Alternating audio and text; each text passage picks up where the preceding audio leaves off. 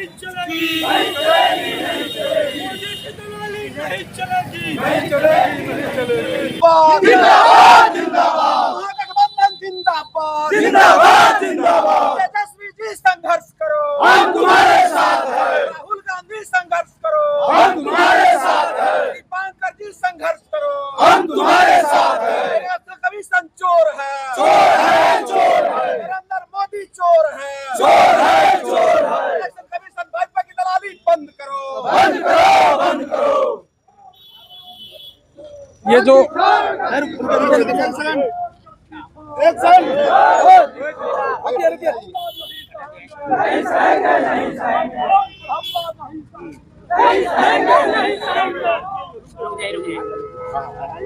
ये जो वोटर अधिकार यात्रा जो चल रहा है, इसका क्या औचित्य है, क्या लगता है?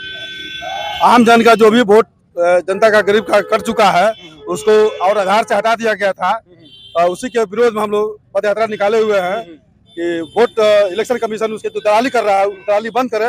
हम लोग को नाम जिसका भी छुटा हुआ है उसको जोड़ करके नए वोटर लिस्ट में जो 2003 का जो वोटर लिस्ट है उसी को लागू किया जाए, इसीलिए हम लोग चाह रहे पद यात्रा निकाले हैं। तो क्या जो 2003 का वोटर लिस्ट है उसमें और वर्तमान वोटर लिस्ट में कोई अंतर है क्या? हाँ, अंतर हुआ है तब ना हुआ पद यात्रा निकाला गया है। क्या अंतर हुआ? अंदर यही हुआ कि आधार को नहीं माना जा रहा है, जो नरेंद्र मोदी के द्वारा बनाया गया प्रधानमंत्री का चुनाव उसी के वोटर लिस्ट पर कराया गया, वही निराधार हो गया है। वही उसमें गलती हुई है, नामों को काट दिया गया गरीब लोगों को, बहुत से लोगों को काट दिया गया। जैसे जो आधार का जो बात है, आप अभी कह रहे हैं कि आधार जो उनके द्वारा बनाया गया है, तो क्या होगा उसका? उधर आधार को हटाया गया था, आधार का नहीं माने होगा वोटर लिस्ट में सुप्रीम कोर्ट में। हाँ, आधार कार्ड का देखिए, आज हम लोग जो मीरगंज में जो हम लोग पहुंचे हुए हैं, तो इंडिया गठबंधन के जो विपक्ष के जो नेता लोग हैं उन लोगों के द्वारा आज बिहार के गलियारों में यानी 17 अगस्त से बिहार के गलियारों में ये वोट अधिकार यात्रा पर लोग निकले हुए हैं,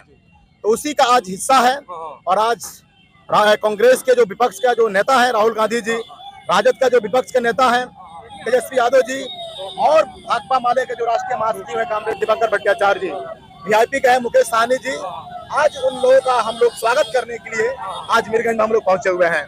और यह जन सैलाब ये बता रहा है कि बिहार के अंदर जो एसआईआर जो लाया गया हुआ है, तो ये साफ साफ दिख रहा है कि इलेक्शन कमीशन और भाजपा के लोग भाजपा के इशारे पर ये एसआईआर कराया जा रहा है। तो इसीलिए आज पूरे बिहार में जो अभी जो ड्राफ्ट जो सूची आया हुआ है जिसमें 65 लाख लोगों को वोट से वंचित कर दिया गया है, जिसमें बहुत सारे लोग जो लोग जिंदा हैं उनको मुद्दा घोषित कर दिया गया है। तो आज यह जो संविधान पर जो हमला है, तो संविधान पर हमला है, लोकतंत्र पर हमला है।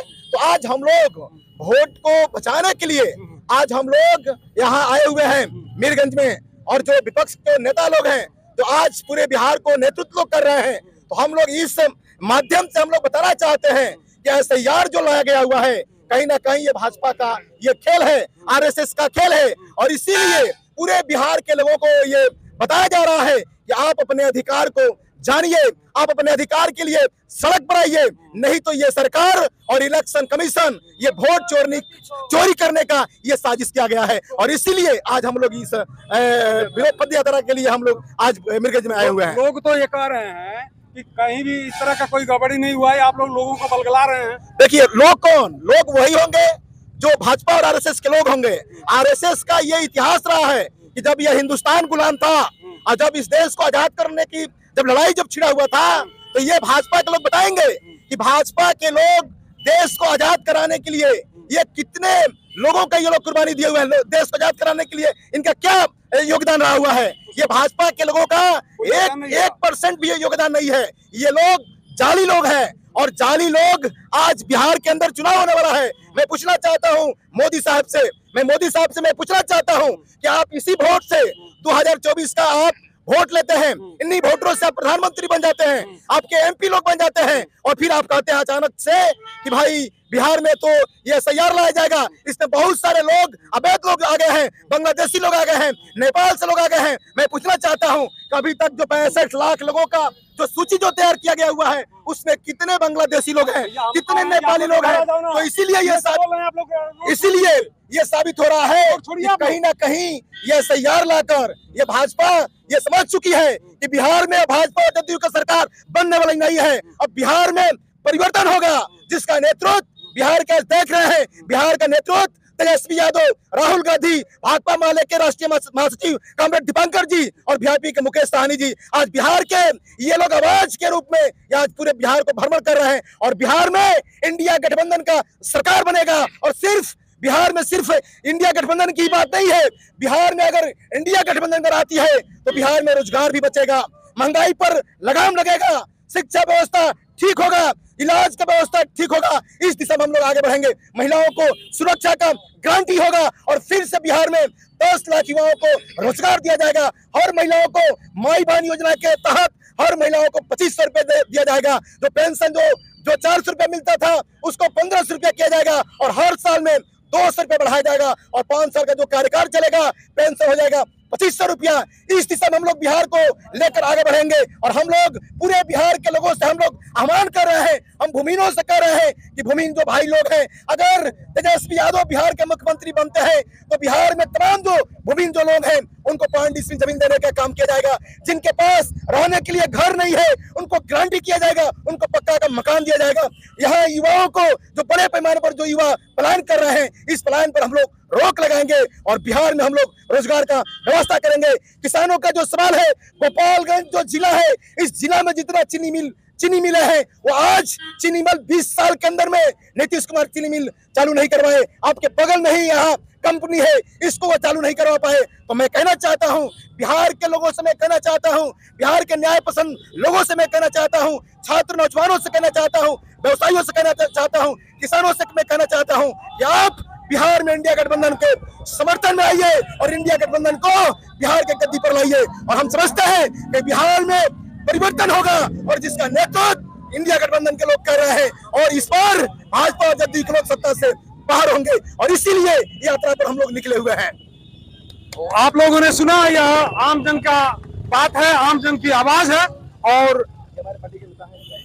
ये एक बदलाव का आह्वान हो रहा है यहाँ से, इस बिहार की धरती से। आइए इसी कड़ी में एक व्यक्ति को और सुनते हैं। तो क्या आपको लग रहा है कि इस यात्रा को निकाल देने से कोई बहुत बड़ी क्रांति आ जाएगी, कोई इस तरह की बड़ी बात आ जाएगी क्या? देखिए, सबसे पहले आपके चैनल के माध्यम से जितने लोग हम लोगों की बात सुन रहे होंगे या इस यात्रा को देख रहे होंगे लोग, उन तमाम लोगों को मैं इंडिया गठबंधन की तरफ से जय भीम और लाल सलाम करता हूं। जैसा कि आपने कहा कि इससे क्या बदलाव हो जाएगा, तो मैं समझता हूं कि इतिहास इस बात का गवाह है कि जिन बड़े मसलों का हल संसद और विधानसभा से नहीं हुआ है, उन सारे बड़े मसलों का हल, उन सारे बड़े समस्याओं का हल सड़क पर अगर देश की जनता उतरती है उसी से उसका समाधान होता है। इतिहास इस बात का गवाह है। अरे किसी का नाम अगर कट गया है तो जुड़ जाएगा, जुड़ नहीं जाएगा, नहीं जुड़ा है तो जुड़ जाएगा। आपका एक ही वोट है। मैं कह रहा हूं कि अगर ये बिहार में लोग सड़क पर नहीं उतरे होते तो चुनाव आयोग से मिलने के लिए 28 जून को जब शीर्ष नेता पहुंचे हुए थे दिल्ली में, तो ये जो उनके ज्ञानेश कुमार जो मुख्य आयुक्त हैं, उन्होंने कहा एक बात, सवाल के जवाब में कहा, मैंने पूछा गया उनसे कि क्या ये करीब 3 करोड़ से ज्यादा लोग बिहार के जो विदेश और देश के दूसरे हिस्सों में काम कर रहे हैं, वे भला 1 महीना के अंदर में बिहार में आकर के कैसे अपना नाम जुड़वाएंगे, कैसे कहां से आप जो कागज मांग रहे हैं, जो साबुत मांग रहे हैं, वो देंगे? तो उन्होंने कहा कि वो सब ऑर्डिनरी वोटर है, उनका नाम कटेगा, उनको नाम अगर जुड़वाना है तो बिहार में जाए, नाम नहीं जुड़वाना है तो जहां है वहां पर अपना नाम जुड़वा लेंगे। हम उनके बारे में नहीं जानते हैं। मैं कह रहा हूं सीधे सीधी बात, वो किसी तरह से जीने खाने के लिए पैदा हुए, जिए खाए कमाए नहीं, हमारा संविधान अधिकार देता है, क्या समान नागरिक संहिता का अधिकार देता है कि कोई बड़ा पूंजीपति हो या गांव का कोई भीख मांगकर अपना जीवन यापन करने वाला व्यक्ति हो, दोनों लोगों को एक समान वोट करने का अधिकार है। और चुनाव आयोग की जवाबदेही है कि हर वैध मतदाता को खोज करके उनका नाम चुनाव लिस्ट में, मैंने वोटर लिस्ट में उनका नाम जोड़े और चुनाव को सही कराए, निष्पक्ष तरीके से कराए, ताकि हमारा भारत नागरिकों को वोट देने का अधिकार मिले, अवसर प्राप्त हो और हमारा लोकतंत्र, हमारा संविधान इससे बचे। इसलिए सभी वोटरों का नाम वोटर लिस्ट में जरूरी है, उनको नागरिकता प्रदान करना जरूरी है। अगर यह काम नहीं होगा तो निश्चित रूप से वोट का अधिकार अगर खत्म होता है तो ये सरकार का जो मंशा है हम लोग देख रहे हैं दिल्ली से लेकर के आसाम तक कि बड़े पैमाने पर लोगों को उजाड़ दिया गया, खत्म कर दिया गया, वहां से बस्ती को खत्म कर दिया गया, बड़े बड़े अपार्टमेंट बनाने के लिए, बड़े बड़े पूंजीपतियों को जमीन देने के लिए। जैसे कि आप देख रहे हैं कि आसाम में 3000 बीघा जमीन, वो जनजातीय इलाका जो किसी भी हालत में संविधान कहता है कि जनजातियों का जमीन किसी भी कंपनी को, प्राइवेट कंपनी को तो हरगिज नहीं देना है, लेकिन आसाम की हेमंत बिस्वा शर्मा की सरकार 3000 बीघा जमीन पूरा पूरी वहां पर आदिवासियों को उजाड़ करके, खत्म करके, और वहां पर जमीन अडानी कंपनी को सीमेंट फैक्ट्री लगाने के लिए दे दिया है। इसका मतलब आपका इसलिए ये सीधे कहना है कि वर्तमान में जो सरकारें हैं वो आम गरीब को उजाड़ दे रही हैं और पूंजीपतियों के लिए काम कर रही है, सीधे सीधे उनके लिए काम कर रही है।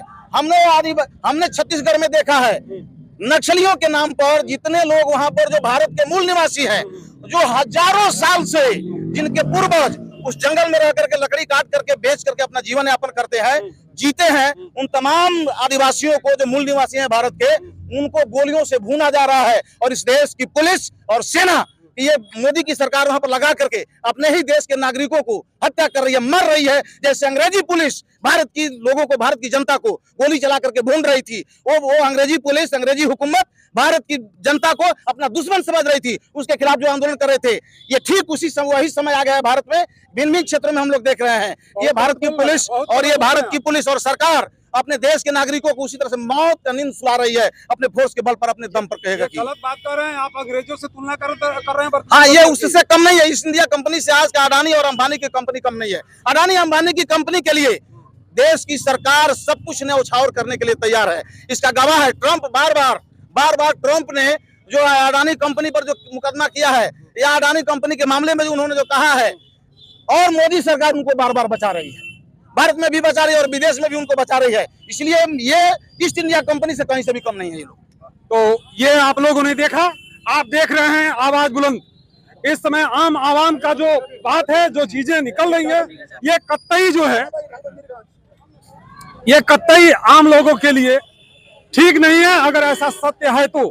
और सरकार अगर ऐसे कार्यों में संलिप्त है तो कहीं ना कहीं आम नागरिक के लिए मुश्किल आएगा, ये तय है।